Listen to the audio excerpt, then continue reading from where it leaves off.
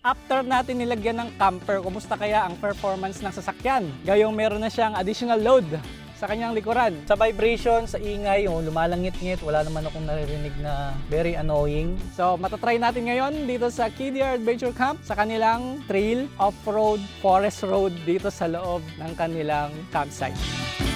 Madali para sa mga expert, pero para sa akin medyo nakakatakot siya. Parang may ulan dito, ang ganda. Nagmo-move yung rainbow pag kung paano mo siya tignan, gumagalaw din yung rainbow.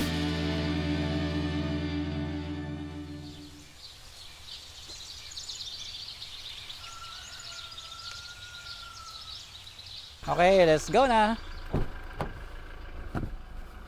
Drive naman natin itong camper.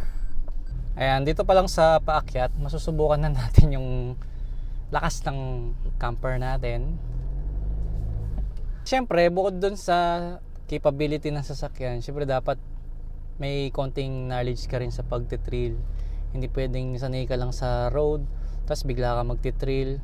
Dapat alam mo rin kung paano gamitin yung mga details dito, like yung 4 high and 4 low, differential lock, and yung support ng sasakyan pagpababa, di ba, yung pag-descent mo.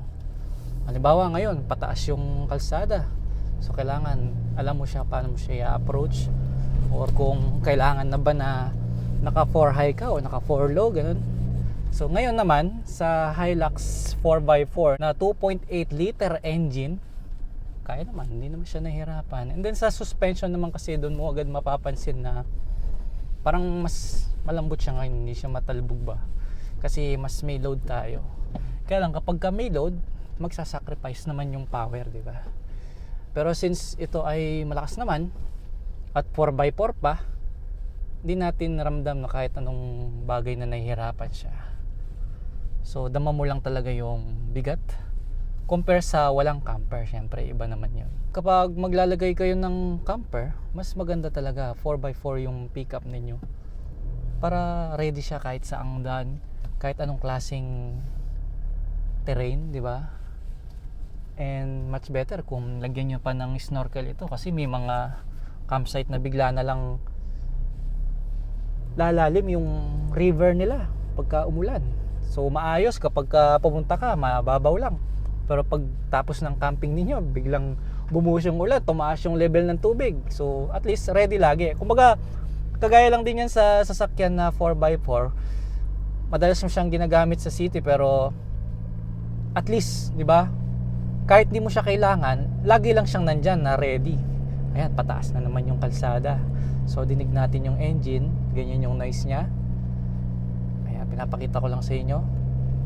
Kayo na mag-judge. Pero sa akin, nasa 1,800 RPM lang siya.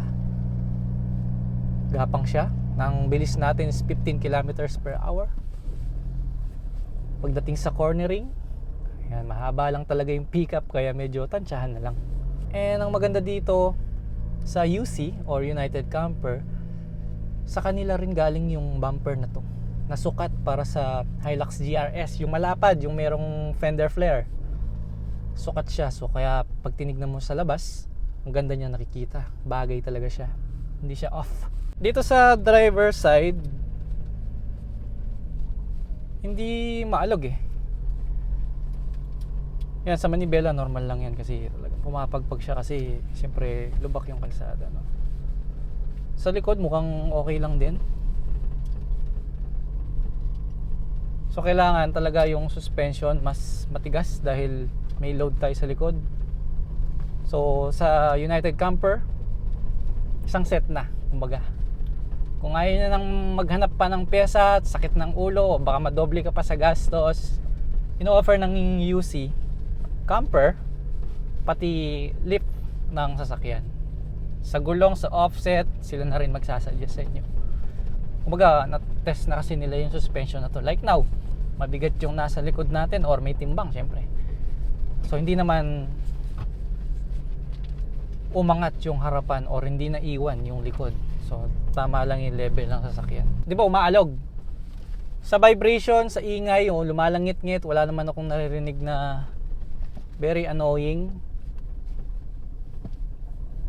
Yung mga gamit lang namin dito sa loob yung naririnig ko. Pero dito sa bubong, wala akong marinig na langit-ngit. Di kagaya dati na naglagay ako ng rooftop tent noon. Siguro mali lang yung pagkakalagay ko, lumalangit-ngit yung bubong ko, no, yung carrier. Dito sa camper, wala, oh. Tahimik. Di ba? Tsaka comparison dun sa rooftop tent ko sa SUV ko noon. Kapit siya dito sa bubong, pero yung rooftop tent nito, lutang siya, no? Hindi siya nakakapit sa bubong natin, kaya wala tayong marinig dito. Tsaka walang load yung bubong natin. Nandun lahat sa likod. Kung titignan nyo naman sa labas yung sasakyan, kung tatanggalin mo yung pula na recovery board, yung pala natin sa kanan, makikita mo yung camper natin, simple lang siya. Bumagay pa sa kulay ng sasakyan. So sinakto talaga ng UC na i-block yung sasakyan para, 'di ba? Sakto sa kulay ng camper. So camper kasi yung tawag namin dun sa nilalagay sa likod. So basically naging camper van na yung pickup natin, eh. Yung size nga pala ng mags natin is 20 inches. So pag ginagas ko siya, siyempre nag-iba na yung RPM niya bago siya umalis, eh, no? Kung i-compare natin sa walang karga, from 0, halimbawa, to 20, ganyan, talagang mag-RPM siya ng mataas, up to 2,000 RPM bago siya talaga mag-push na yung mararamdaman mo talaga yung puwersa niya, no? May konting delay na lang sa power dahil may load tayo. Pero yun ang kagandahan sa Hilux, no? Pang heavy duty rin kasi yung suspension nito sa likod dahil naka lip spring siya. Ngayon naman, andito tayo sa pababa. So hindi natin i-activate yung hill descent assist. So dito lang tayo sa preno. Tignan natin kung kumusta yung brake niya ngayong may load tayo. Then kami dito sa loob ng pickup is 4 kami. So tignan natin kung paano siya. Okay, so mas malalim yung apak ko sa preno ngayon, no? Pero kung ganyan lang kabagal, okay naman. So ibang usapan na kapag sobrang layo na or haba ng pagbaba natin, eh, no? So pagdating ko dito sa kalagitnaan ng pagbaba natin, nilubog ko pa ng konti yung preno. Ayan, pwersado siya ng konti. I-release natin. Ayan, okay naman. Kaya naman ng preno. Since ang GRS naman is harap at likod disc brake. Paakit naman tayo. Ayan, 15,000 RPM, 10 kilometers per hour. Ganyan yung tunog ng makina. Ayan, gapang lang. Okay naman. Kayang-kaya ng Hilux. Sa kalsada ng KDR, kompleto, eh, no? May uphill, may pababa, may mud, may mabuhangin na part, no? So matetest talaga yung sasakyan mo dito. At doon sa suspension na nilagay nila, sa ganyan malambot siya, eh. Pero pagka lumalalim na yung lubak, tumitigas siya, eh. Maganda yung tuning nila sa suspension, no? Ayun nga, GRS to. Medyo tansyahan lang talaga sa sikip ng kalsada, no? Buti meron siyang bumper na pati headlight may bull bar. Ngayon tulad niyan, nasa masikip tayo matalahib, no? So yung fender flare ng GRS yun yung tumatama. Eh plastic naman to, tsaka walang pintura, so okay pa rin yung niya, design, kahit magasgas siya sa mga halaman, no? Doon naman sa camper natin, kahit sumayad yung mga sanga-sanga sa taas, hard cover siya, no? Kaya hindi mapupunit yung mga tela niya sa taas. Yun nga lang ang inaalala ko, yung kanilang awning, leather lang kasi yung cover niya, kaya may chance na mapunit sa mga sanga ng kawayan, halimbawa ganyan. Pero dito naman sa shower tent natin, nakita natin kanina, di ba, alloy yung cover niya, so safe siya.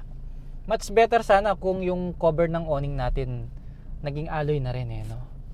Para pareho siya dito. So, yan, dito masusubukan yung tibay ng mga cover ng side tents natin. Ayan, halimbawa yan, no? Yung mga gilid-gilid na ganyan, kailangan matibay yung cover ng side tents. Tapos, yun ang importansya ng naka 2-inch lip yung sasakyan, tas malalaki yung gulong. Kagaya ngayon dito, oh, may mga rats pa, buti na lang tuyo. Oh. Diba? Pwedeng sumayad yan sa gitna.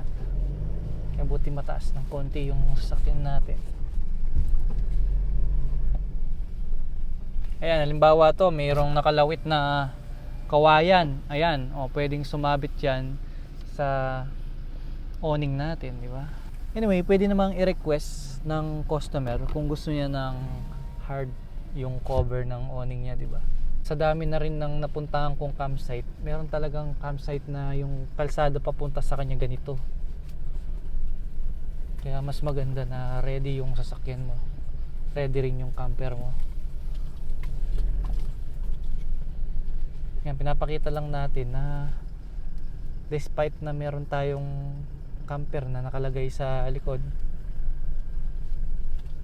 okay naman, di ba? Na nakakadaan tayo sa ganitong kalsada. Ayan, ganyan kansikip. Tingnan nyo, yung gilid ng ating awning, ayan o. Tingnan nyo. Tulad nyan, gumagasgas yung ating awning, so napaka-importante, matibay yung cover nya, di ba? Halimbawa yan, i-abante ko. Ayan o, kumakayad siya o, di ba? O, ayan. Pero makapal naman yung leather niya, no? Hindi siya basta-basta napupunit. Tsaka buti leather yung pinantakip nila. Kapag kasi tela yan, pwede sumabit. Tapos dito naman sa kanan, ayan o. Huwag lang sasabit kasi hard case yan. Tingnan nyo. Ayan o. Dudulas naman siya. Ayun, di ba? Yun yung kagandahan yan. Importante matibay yung cover niya, di ba?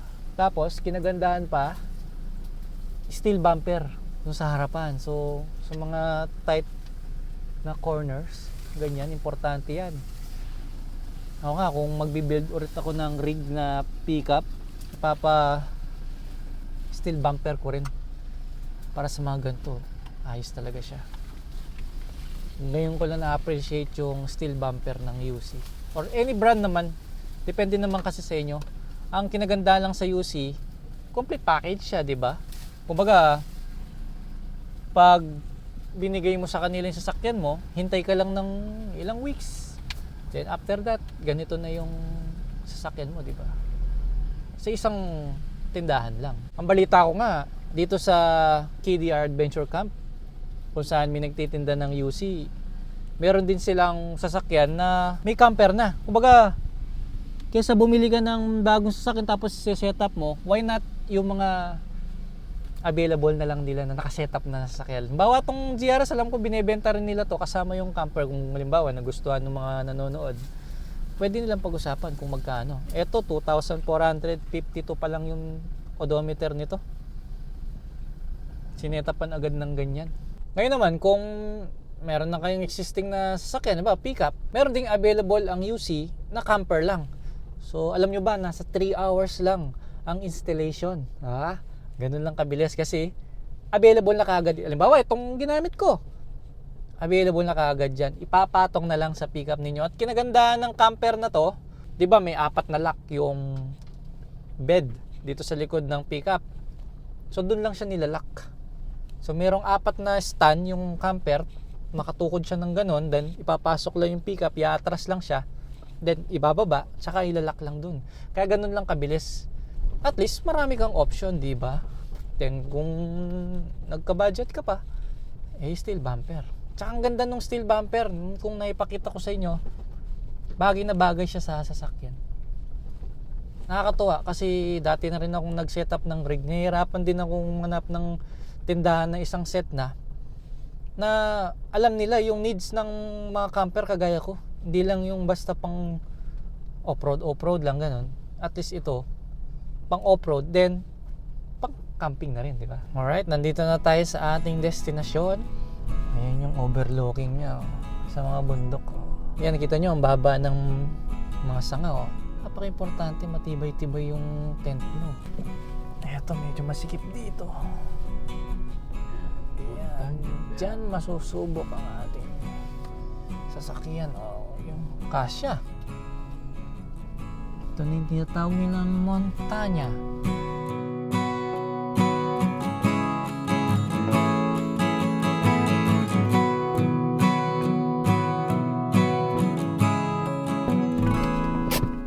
Alright, nandito na tayo. So baba naman tayo at i-check natin yung damage. Okay, ayun oh, may sumabit na sanga oh. Isang buo ah. Okay, yung maganda dito, ayan, madulas naman yung cover niya, tsaka makapal siya. Alright, so wala namang sasabit sa kanya kasi smooth lang eh, no? Dito naman tayo sa kabila. Oh, yun, ang sinasabi ko, di ba? Ito na yung gas-gas niya ngayon. Pero dahil aluminum siya, walang naging damage doon sa mismong tent natin. Kaya okay siya. Dapat ganito. Yun ang request ko kung sakaling kukuha man ako nito. Papapalit ko ng ganito yung awning natin. Sa likod, okay. Sa side, ayan, normal lang yan. Kaya yung maganda dito, plastic yung dito niya. Kahit magasgas, kulay black pa rin. Lalo na dito, ayan. Tapos ito yung sinasabi ko, dito ako natutuwa kasi ang ganda ng ano eh, yung shape ng bumper niya. Tingnan niyo, hindi ito pa ganyan, di ba? Hindi siya diretso lang, pa ganyan. So bagay siya sa itsura ng sasakyan. Oh, meron pa siyang ganito. Yan. Winch, oh, di ba? May recovery hook pa. So dito ka na mag-hook kapag meron kang ni-rescue. Saka pag lumiliko ka, no, kahit tumama yung mga sanga dito, okay lang kasi di ba mukhang bakal to eh. Oh. So naka powder coating lang siya. Pagka nagasgas, powder coat lang ulit. Yun. Tsaka protektado yung harapan ng sasakyan mo. Tsaka ang tibay. By the way, isa nga pala to sa mga campsite ng KDR Adventure Camp, ang Montaña de Amor. So sa nakikita nyo ngayon, wala pa masyadong development pero may plano silang lagyan ng bakod ito, swimming pool. And then alam nyo ba, kapag dito kayo nagstay ng one night, maganda yung sunset dito kasi doon bumababa yung araw, doon naman sumisikat. And then para sa mga camper naman na ayaw nakabilad, halimbawa syempre hindi kayo naman dito magtatayo ng tent, pwede kayong mag-set up dito sa may kawayan. Ayan, may lilim kayo dyan. Ayan, dito sa may entrance, tapos dito sa gitna, ayan. And then soon maglalagay din sila ng infinity pool. Ayan, katulad nun sa kanina sa Busan campsite. So, dalawang campsite na napuntahan natin ngayon, meron pang 14. Ayan. So patuloy pa rin naman yung development dito at sana naipakita ko sa inyo kung ano yung kagandahan ng pagka-camping kasi tingnan nyo naman dito, pag taligod mo dito, for example lang, meron kang tables and chairs dito nakaset up yung tent mo. Then papanoorin mo yung sunset. Pag gusto nyo nang ma-relax, malayo muna sa pag-iisip ng mga problema, sa ingay ng city, gusto nyo ng peaceful environment together with your family and friends, isa ito sa mga campsite na pwede nyong puntahan. Sobrang safe at sa mga nakapanood previous episode sa atin, nakita nyo naman sobrang payapa, tahimik and nag-enjoy. Hindi lang ako, pati yung buong tropa ng production namin habang sinushoot namin itong camper ng United Camper.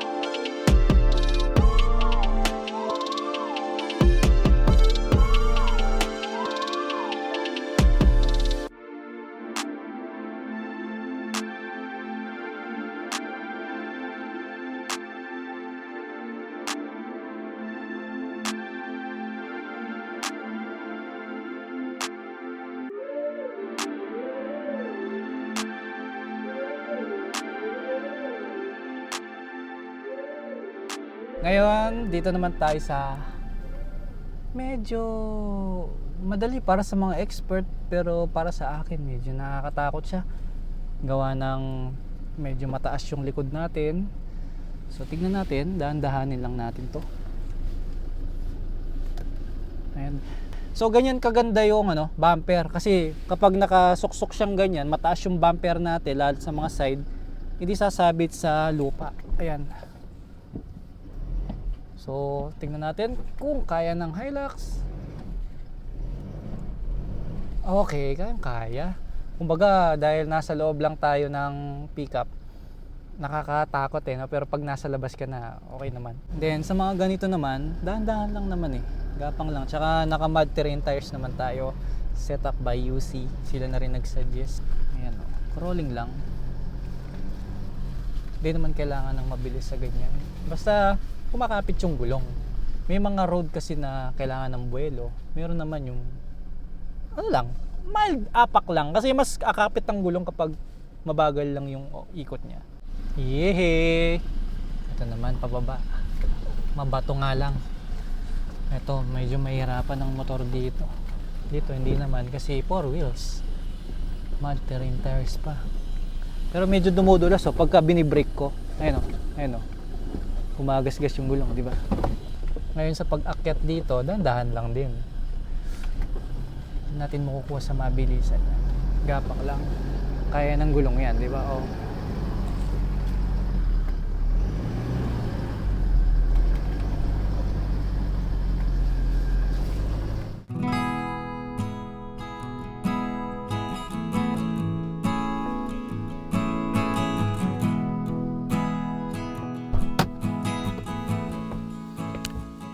Alright.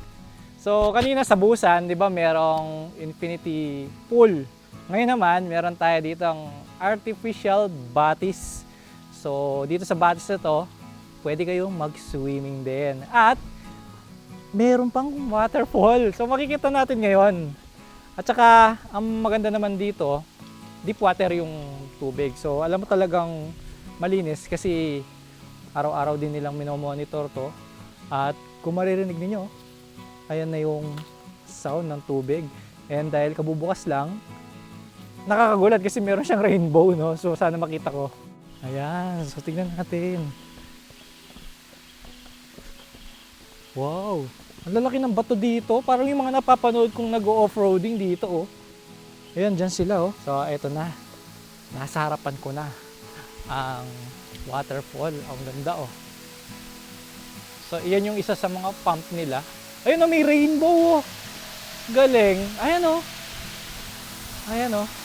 Ganda oh. Yan. So, hanggang dito, parang may hamog oh. Parang may ulan dito. Ang ganda oh. Eh, nagmo-move yung rainbow pag kung paano mo siya tignan oh. Gumagalaw din yung rainbow. Ayan, ang linaw ng tubig oh. Tapos, pwede ka pang umupo dito. Ayan. Oh, di ba? Sige, mag-relax. Tapos, alas 12 ng tanghali, hindi naman mainit, kaya pwede kayong tumambay dito, no? Ayan. Okay, ganda oh. Tapos dito tayo, para mahagip yung lamig ng tubig. So dito, hindi visible yung rainbow, nandun sa kabila. Tapos may nakikita pa akong banda doon na parang sapot ng gagamba, pwede kayong umakyat doon. So sabi nila, pwede ring mag-swimming dito. Nice. Siyempre malamig yung panahon ngayon. Tingnan natin kung malamig na yung tubig dito. So, subukan lang natin. Ah, malamig nga. Parang nasa yelo. Pero malinis siya, wala siyang amoy, di ba? Mayroon pang agos dito. Narinig mo yung tubig ng yung tunog ng tubig habang maagos siya oh. Diba? Sarap na pakikinggan. Oh, kapit na sapatos ko ah. So yung tubig na to, mula doon sa artificial batis natin, agos yan papunta doon. Okay, and then, ayun yung mga tubo ng tubig. So actually hanggang dito pala pwede oh. Nakasara lang yung iba oh. Ayun, meron siyang mga valves, so buksan lang nila. Ayan. So habang naliligo kayo, may parang umuulan, di ba? Sarap sa pakiramdam, parang namamassage.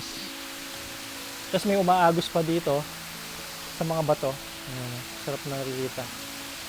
Galing ah.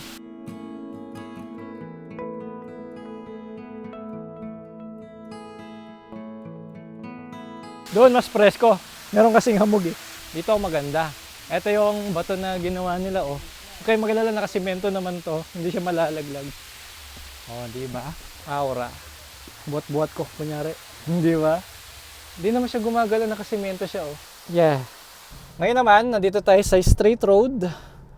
titignan natin kung kumusta siya. Sa mga 30 siguro yung takbo. Tignan natin kung maugong or kung ano, kung nagba-vibrate ba yung manibela. So, let's go.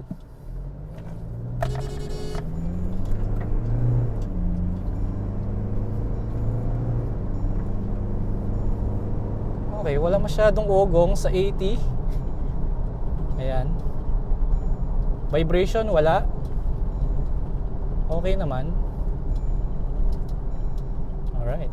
So, goods naman siya. Parang normal lang. Ngayon, nasubukan natin sa straight. Yung gulong, okay naman. Sa manibela. Speaking of manibela nga pala, medyo... Para sa akin lang ha. Matagal na rin ako hindi gumagamit ng Hilux. Nabibigatan kasi ako. Yung last na nagamit ko kasi wala namang karga. So, hindi ko naman naramdam yung bigat masyado doon. Although ganyan naman sa mga Hilux. Pero dito, mas dama ko parang bumigat lang siya ng konti. Siyempre, given na naglaki tayo ng mugs and tires. Kaya ganun, tapos medyo, alam mo yun, loaded pa. Pero ano naman, okay naman siya. Mas dama mo lang yung kalsada ngayon. Unlike tong ibang sasakyan ako na electronic siya, magaan. Ayan. Dito parang mas brusko yung pakiramdam. So overall, ang masasabi ko naman, unahin natin sa campsite. Okay naman kasi hindi naman ako nagde-demand ng super advanced or modern na campsite. Gusto ko lang talaga raw. Basta importante may tubig tsaka CR. Pagdating sa sasakyan, dama ko lang yung bigat. Oo, amidado tayo doon. Pagdating naman doon sa camper, sobrang komportable niyang tulugan. Ang sarap ng tulog ko kanina at may privacy pa. Sa durability, syempre hindi naman 100% na try natin, pero at least yung mga basic na lubak, lalo na dyan sa truck ng KDR, okay naman ako. So ang tangi mo lang talagang, kumbaga yung disadvantage pag nagpalagay ka nito, kasi syempre kailangan mong mag-upgrade yung gastos. Syempre bumili ka na ng medyo mahal na sasakyan, then additional pa yung gastos ng paglilip, pagpapalit ng mugs and tires, then additional pa yung gastos sa camper.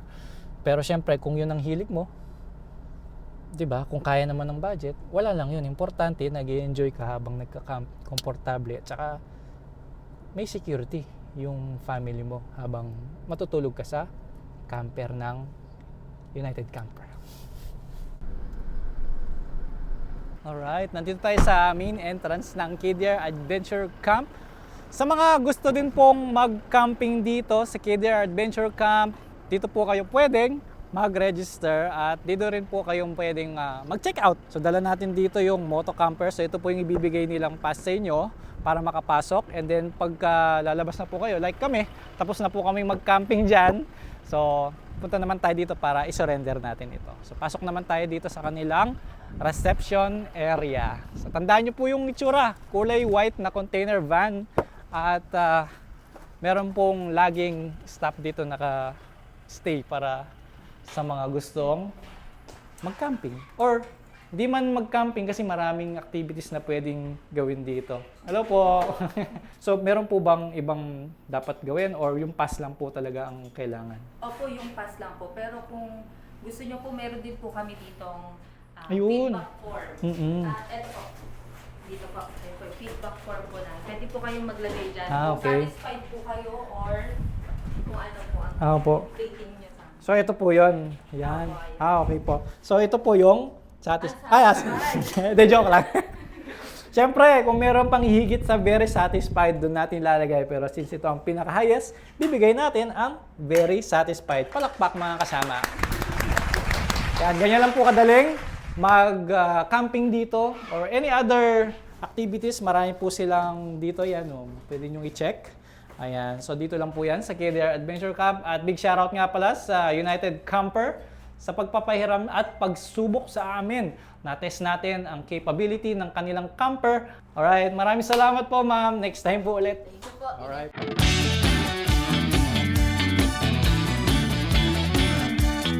At dyan nagtatapos ang day 2 ng ating camping dito sa KDR Adventure Camp. Ang most memorable sa akin, obviously, yung pagdadrive natin dito sa Hilux. Nasubukan natin yung pagtitrail, no? Kasi nakakamiss pala talaga, no? Bukod sa pagmumotor natin. Ano ba ang naramdaman ko ngayon. Ngayon tapos na. Siyempre, as a camper kasi, camper ako. So, mas na-fulfill niya yung, yung gutom sa pagte-trail. Lalo na siyempre, wala na akong 4x4. So, naibalik ulit niya yung adrenaline sa pagdadrive ng 4x4. So, tatanungin niyo ako kung sulit ba? Aba, siyempre, sulit na sulit. Lalo't nakatulog tayo dito sa United Camper. Sobrang, alam mo, nakakapagod to. Sa totoo lang, pero dahil maganda yung tulugan natin, na-relax tayo ng gusto. So, babalik pa ba ako? Of course, yes!